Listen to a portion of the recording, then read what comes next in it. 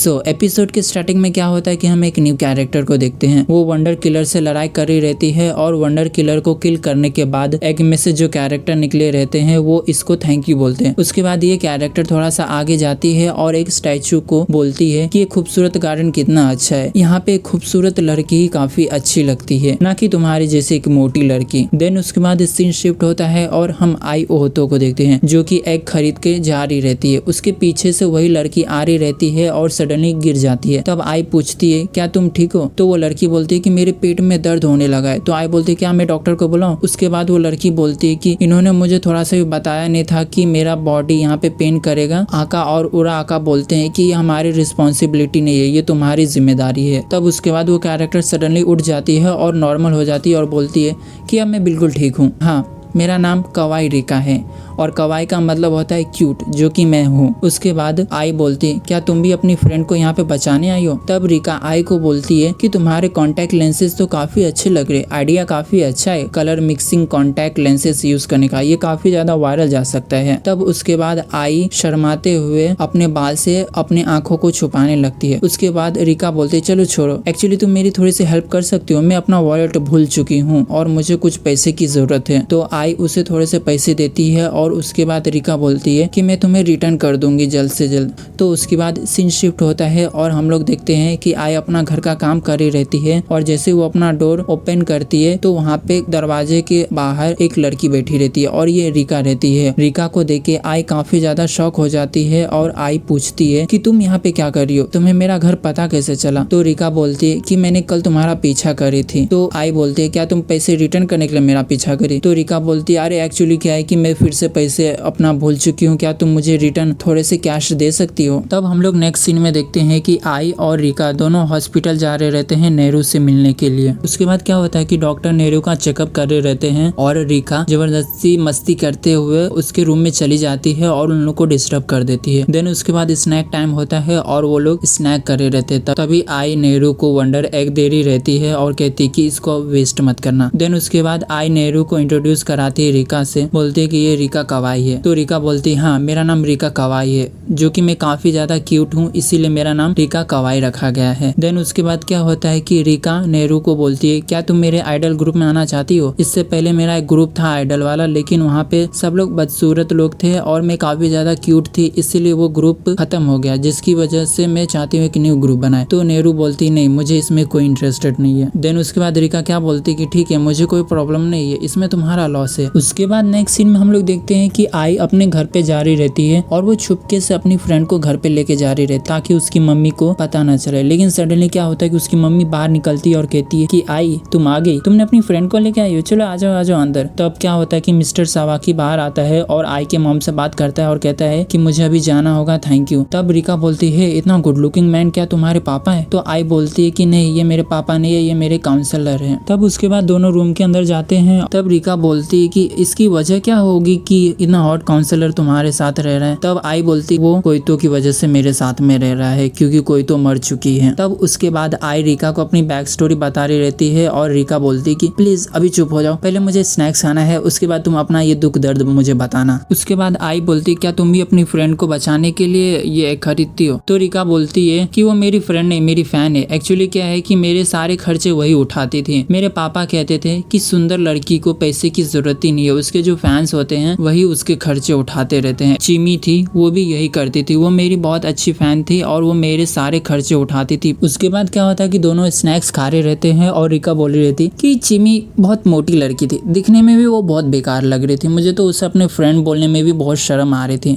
इसलिए मैंने उसे अपने फैन बनाई। अब उसके बाद आई बोलती क्या तुम अपनी फ्रेंड लुक्स के बेस पे बनाती हो? तब रिका बोलती हाँ बिल्कुल। उसके बाद क्या होता है कि रिका पूछती कि जो तुम्हारी फ्रेंड थी कोई तो क्या वो क्यूट थी? तो आई बोलती कि वो क्यूट ही नहीं थी, वो क्यूट से भी बहुत ज्यादा सुंदर थी। तब उसके बाद रिका उसकी फ्रेंड का मजाक उड़ाने लगती है और आई को गुस्सा आने लगता है। गुस्से के मारे वो टेबल पे हाथ पटकती है जिससे जूस गिर जाता है। एंड देन हम लोग आई और नेहरू का चैटिंग देखते हैं जहाँ पे नेहरू बोली रहती है कि उस लड़की पे तुम्हें शायद से नजर रखनी चाहिए। तो आई पूछती क्यों? तो बोलती कि वो ठड़की लगती है एकदम, मतलब कि वो डॉक्टर के ऊपर लाइन मार रही थी यार, तुमने देखा? तो आई बोलती हाँ मेरे घर पे भी आई ना तो मिस्टर सावाकी के ऊपर लाइन मारी थी और बोल रही थी कि कितना गुड लुकिंग, हैंडसम और हॉट मैन है, उससे मतलब अडल्ट मैन ज्यादा पसंद है। तो नेहरू बोलती कि तुम्हें उससे दूर रहने चाहिए, ये इससे लोग काफी ज्यादा खतरनाक होते हैं जिन्हें अडल्ट मैन पसंद आते हैं। तो आई बोलती है कि मुझे ऐसा नहीं लगता, वो थोड़ी सी पागल है। एंड देन क्या होता है कि हम लोग नेक्स्ट सीन में देखते हैं कि रिका बाथ ले रही रहती है और उसके बॉडी पे कहीं पे खरोच आई रहती है और वो अपने आप से प्रॉमिस करी रहती है कि इसके बाद से मैं कोई भी दर्द नहीं सहने वाली हूँ। फिर उसके बाद क्या होता है कि हम लोग एक फ्लैशबैक देखते हैं जहाँ पे आई अपनी फ्रेंड कोइतो को बुला रही रहती है और जैसे ही डोर ओपन करती है तो हम लोग देखते हैं कि कोइतो और मिस्टर सावाकी दोनों एक दूसरे को हग कर रहते हैं। आई काफी ज्यादा कंफ्यूज हो जाती है और डोर बंद करके वहाँ से चली जाती है। और उसके बाद हम लोग देखते हैं कि ये आई का सपना रहता है और वो मन में बोल रही रहती है कि कोइतो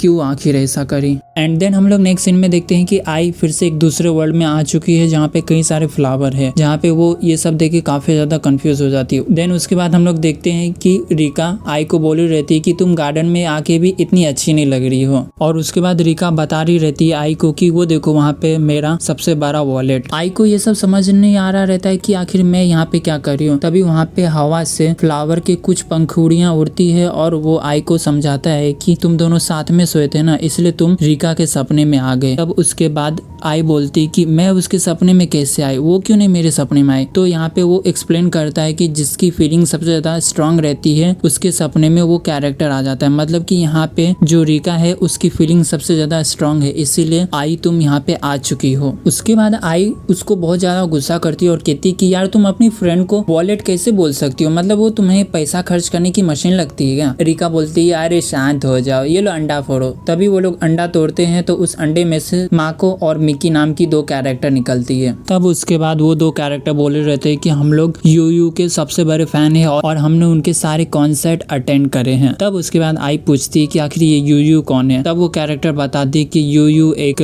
सिंगर था जो कि सुसाइड कर लिया, जिसकी वजह से हम लोगों ने भी सुसाइड कर लिया। तब क्या होता है कि थोड़ी देर बाद सीनो इविल्स आ जाते हैं और उन लोग के ऊपर अटैक करने लगते हैं। आई और रिका ये दोनों भी टीम वर्क की तरह उन दोनों के ऊपर अटैक करते हैं, लेकिन इन दोनों का टीम वर्क इतना पावरफुल नहीं रहता है, जिसमें से आई थोड़ी सी कमजोर पड़ जाती है और रिका काफी ज्यादा स्ट्रांग रहती है और उन सीनो इविल्स को काफी अच्छे तरीके से मारी रहती है। लेकिन इसी के चलते सीनो इविल्स अचानक से रिका के ऊपर अटैक कर देता है। उसके बाद फाइट करते करते ये लोग एक टावर के वहाँ पे पहुंच जाते हैं जहाँ पे सोचते हैं कि हम लोग वहाँ पे बच सकते हैं। तभी वो लोग वहाँ पे जाते हैं। तब आई उससे पूछती है कि तुम मुझे चिमी के बारे में पूरा स्टोरी बताओ, आखिर कौन थी वो लड़की और वो मरी कैसे। उसके बाद रिका एक्सप्लेन करती है वो बैक स्टोरी जहाँ पे वो बताती है कि हैंडशेक इवेंट था और वहाँ पे कई सारे अनपॉपुलर मेरे फैंस आते थे मेरे से हाथ मिलाने के लिए। उन्हीं में से चिमी मेरे से हमेशा हाथ मिलाने के लिए रोज आती रहती थी। उसके बाद क्या हुआ कि वो मेरे ऊपर काफ़ी ज़्यादा खर्चे भी करने लगी थी। लेकिन एक दिन क्या हुआ कि मैंने उससे देखा कि वो सामान को चोरी करके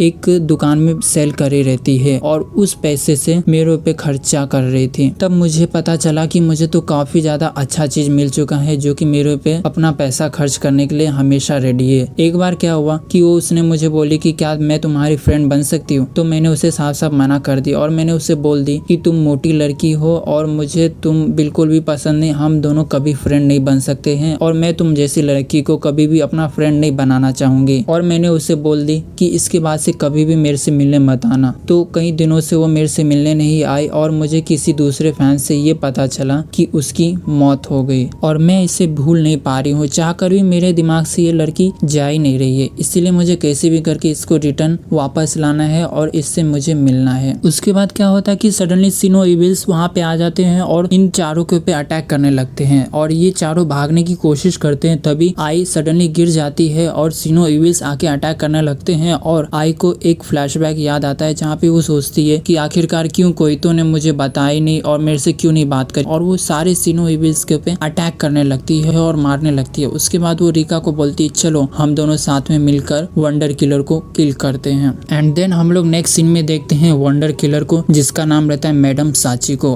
और ये वो कैरेक्टर रहती है जो कि यूयू का स्टॉक करी रहती है और इसके चक्कर में पुलिस ने इसे गिरफ्तार करी रहती है और उसके बाद ये मर गई रहती है। तब उसके बाद हम लोग देखते हैं कि मैडम साची को दोनों के ऊपर अटैक करी रहती है मिको माको के ऊपर और वहाँ पे दोनों आके उसको प्रोटेक्ट करने देखने लगते हैं और मैडम साची को बोलती है कि आखिर तुम दोनों कौन हो। तो रिका बताती कि हम वो है जो तुम जैसे मॉन्स्टर को मारने आए हैं। तब उसके बाद वो मॉन्स्टर सडनली रिका को पे अटैक करने लगता है और रिका बन जाती है स्टोन। उसके बाद रिका बोलती है कि आई अब तुम्हें अकेले ही इसको मारना पड़ेगा, सो बेस्ट ऑफ लक। और इसके बाद हमारा ये एपिसोड यहीं पे एंड हो जाता है।